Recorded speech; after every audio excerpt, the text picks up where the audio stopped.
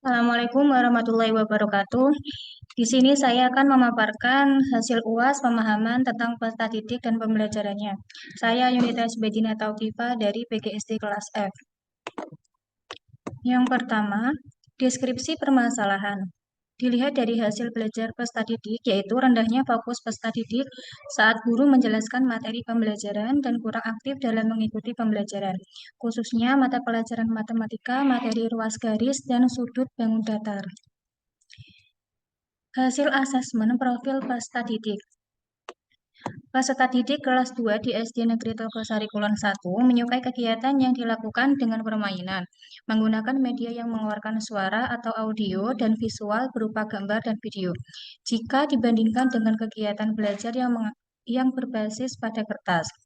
Usia anak 7-11 tahun memasuki tahapan operasional konkret dan di sini saya menggunakan model pembelajaran PJBL dan membuat bangun datar, menentukan ruas garis dan sudut dengan media audiovisual.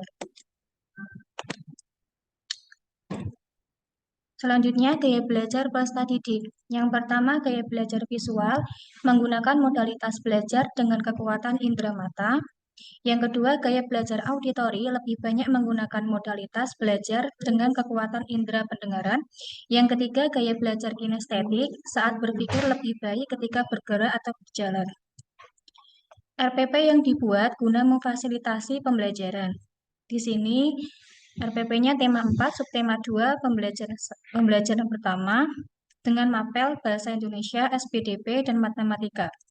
Model yang digunakan yaitu project-based learning, di mana peserta didik mampu membuat proyek atau karya sendiri, sehingga dapat mendorong kreativitas dan keaktifan dari masing-masing peserta didik. Untuk media pembelajaran yang akan saya gunakan yaitu video pembelajaran yang berkaitan dengan materi bangun datar dan sudut dan media berupa amplop bangun datar. Untuk pendekatannya yang digunakan yaitu saintifik. Dan penilaiannya yaitu ada afektif, dilihat dari cara peserta didik dalam memecahkan masalah atau soal, kognitif dilihat dari pemahaman peserta didik terhadap materi, dan psikomotorik dari hasil menggambar bangun datar.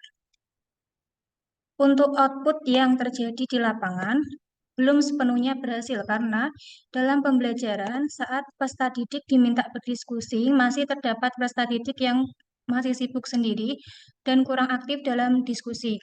Yang kedua, ikut aktif dalam menggunakan media pembelajaran yaitu berupa video dan amplop bangun datar, sehingga dalam pembelajaran peserta didik semangat dan aktif. Yang ketiga, peserta didik antusias jika dalam pembelajaran dipancing dengan reward atau apresiasi, sehingga dalam pembelajaran peserta didik aktif.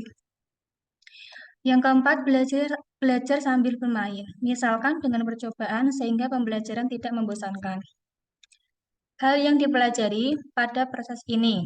Yang pertama, setiap anak memiliki karakteristik yang berbeda-beda. Yang kedua, guru menerapkan pembelajaran yang menyenangkan sesuai kebutuhan peserta didik. Yang ketiga, dapat membangun keaktifan siswa agar bertanggung jawab dalam berdiskusi.